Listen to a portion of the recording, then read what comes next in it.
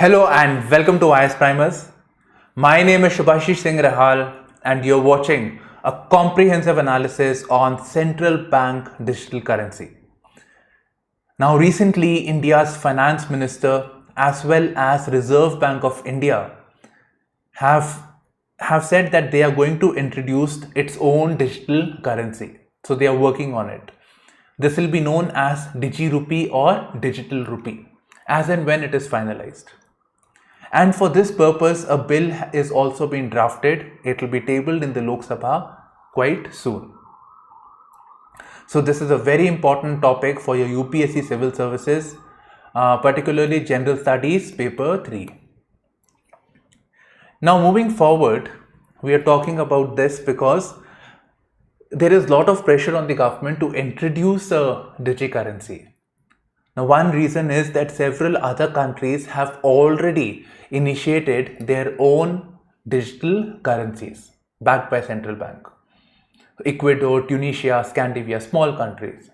But what is most significant is that China, the second largest economy in the world, they have introduced their own digi currency known as e-yuan, the name of the Chinese currency. So this is a great step forward that a major economy has introduced their digital currency and thereby India has to act fast. Now let us see the analysis on this as to what was the implications it was going to have if we have our own digi currency. At present, the system of currencies, it works on the banking system, which is based on the several banks and our interaction with the public. So normally people deposit their money with the banks give it out as loans or their operational expenditures. And for this, ultimately, there is a regulatory body which is known as Reserve Bank of India. So which regulates the entire thing, plus it manages certain things like supply of money in the economy. I would like to add demand and supply. And then it also looks into the aspect of inflation. If there is more money in the economy, that means there is going to be more inflation. And another thing that it looks at is exchange rate stability. That is the dollar rupee exchange rate. So what is the trade that is taking place? It should not be that rupee falls down or rupee rapidly rises. So it may have certain repercussions. Now, recently what has happened is that people are investing in private currencies. So outside of the financial system, they are investing in currencies like Bitcoin, Ethereum, Facebook's Diem. Facebook has also come up with its own currency. And these are perceived as digital gold. This is because these currencies are limited to a particular number. Unlike the central banks, especially in the pandemic-like situation, there is a lot of pressure on the economy. So they are printing more currency to supply more money in the economy, to boost the economy. But as a consequence of this, there is a currency that rupee and many other currencies will lose their value. But since Bitcoin is a stable entity, then in that case, it is perceived as digital gold. Like gold, it will retain its value. So the concern with the Reserve Bank of India is that these currencies affect the functioning of the monetary system. And thereby, they felt a need of introducing a counter to these cryptocurrencies. So central bank digital currency, or let me give the example of China. It is based on a distributed ledger. It has the technology of the Bitcoin, that is, it has cryptographic protection, good encryption, that means, plus it is based on the distributed ledger. Plus it is backed by the central bank of a country. So this is the advantage of the central bank digital currency, that there is a backing. Bitcoins may not be recognized, it may be declared illegal, but rupee cannot be. That is the point. So it is a virtual money backed and issued by the central bank. And for this purpose, to regulate the cryptocurrency and introduction of a new currency, the cryptocurrency and regulation of official digital currency bill has been introduced. Not introduced, I mean drafted. Now the benefits of these central bank digital currencies. So world over it is seen that it is a good alternative to the bitcoins, plus it has a legal backing. And then it provides the advantages of digital currency, as well as it provides the advantage of the digital thing has the advantage of accessibility. You know, some people do not have access to banks, but they have access to the mobile phones. So payment banks and all those things. So that advantage is there. Then it is naturally digital. Then it has the advantage of it is being issued by the central bank. So central bank issued, that is what it is written. And then it provides for peer-to-peer transaction. That is, two people can share and send money amongst themselves, just like cash. So all these benefits are provided by the central bank digital currency. By the way, this diagram is known as a money flower, right? So this is the advantage of accessibility, digital aspect, as well as being issued by the central bank. All these benefits are provided collectively in this category. And to add to this, we can add that it has the safeguards of the blockchain technology which the Bitcoin enjoys. So that is another advantage. Further, it provides safeguards against bank failures. You know, bank people park their money, and for certain reason the bank says that we cannot pay back. It's not possible. The loans that we had given, we are not able to retrieve it. Many of them are NPAs, and NPA is a major concern in our country.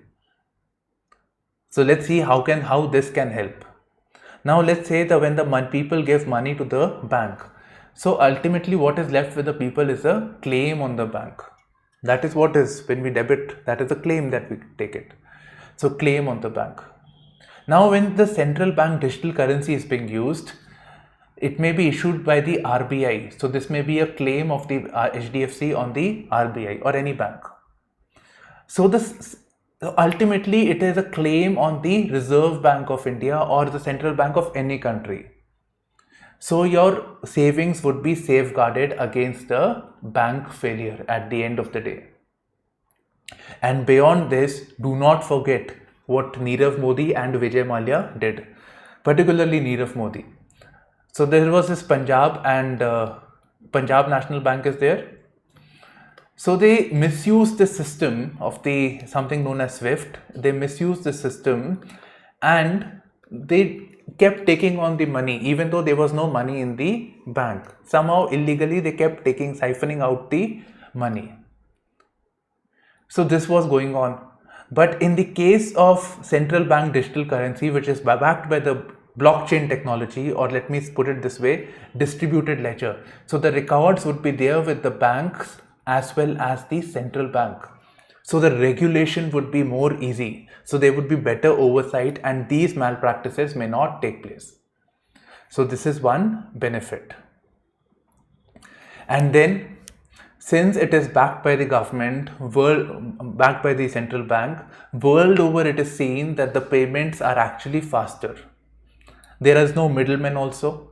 Like when you go to when you go to a restaurant and you swipe your debit card or you shop something, you use the facility of the merchant bank, and ultimately you get the payment is made to the individual, like the restaurant or whatever facility you have used. But in this case, it is directly being done amongst the peer maybe. So payments are faster, no processing delays, as well as it is cheaper. Because the payments, for example, this middleman, the bank, it is going to charge certain commission. But if we can transact directly amongst the people, there is no question of paying commission. So that is a benefit.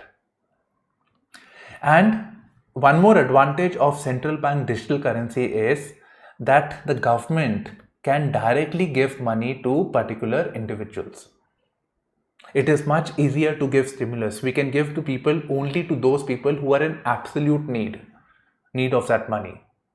Now in this reference, I would like to add that the government has recently launched Prime Minister Modi actually, e-Rupee, ERUPI by NPC, made by the NPCI. So this is there. So again, some features of digital currency are prevalent in this. And then in terms of global trade, the trade is, there is a hegemony of dollar. So dollar is absolute over here, and this is because the international trade is presently being based on a SWIFT based technology. So it's based on the SWIFT technology, which is reliant on dollar.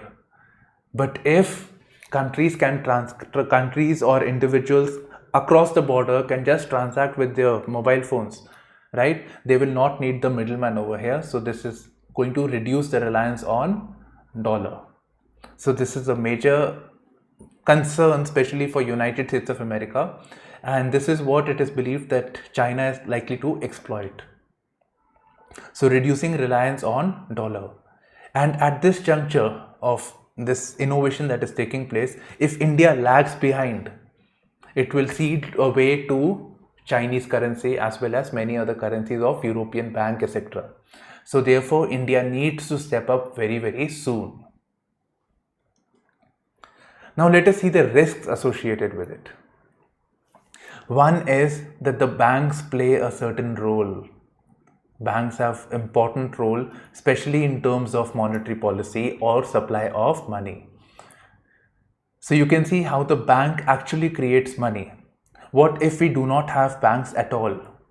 You know, this is a concern that was raised by the Deputy Governor of Reserve Bank of India, who was in consultation with this issue of central bank digital currency. So he said that there is a genuine risk that the banks may not be required at all. And banks play a certain role. For example, they play a role in generating money. So banks artificially create money in the economy by making loans based on fractional reserve banking. So this may get affected, this balance that is there between the Reserve Bank of India and the various banks. So this is a cause of concern that needs to be looked into. And further, the banks play a role in giving out loans, right? It provides certain facilities. It tries to bring in more and more people as its customers, so financial inclusion. So there are certain aspects that may be get affected by the central bank digital currency. Then the former IMF chief, as well as the person responsible for the policies of European Bank, she has talked about concerns of money laundering, financing of terrorism, as well as the issue of privacy of users. Because cash provides some sort of discreteness. Yes, the cash base is promoting black money also, but sometimes some privacy is also needed. Otherwise, the people who hack into the system, like they know every single private aspect of your life, which is not good. So this needs to be looked into. And further, if we go more and more into digital, yes, agreed, it is based on blockchain, but the experience says that ultimately people find a way of getting into the system, hacking it. So cyber warfare, cyber crimes may be more rampant and may affect the monetary stability of any country, not just individuals, but also the country at large. So this is a major cause of concern. And beyond this, it is quite possible that state intervention may increase. That is, the state may say that ultimately the state may remotely control that you cannot make transactions to certain people, or you cannot make cross-border transaction with, let's say, China or any other country. Now China, because we have bad relations with them, in a way, right? So these are certain concerns over here that has been flagged by, I read a lot of reports, and this is what I could come up with. Now talking about the way forward, it's not that all countries are doing it, so we also need to step up in the field of central bank digital currency. But at the same time, we need to treat with caution given the risk associated here. And also what India can do is, as I told you about the cross-border trade, so cross-border trade may get altered fundamentally because of these digital currencies. So India can take an initiative on the global forums talking about the need for a global forum, global platform that creates a global framework on the application of digital currencies, the way transactions trade takes place across the world. So this is all we have in this particular analysis. You're watching IS Primers with me, Shubhashish Singh Rehal. And please do like, share and subscribe to our videos.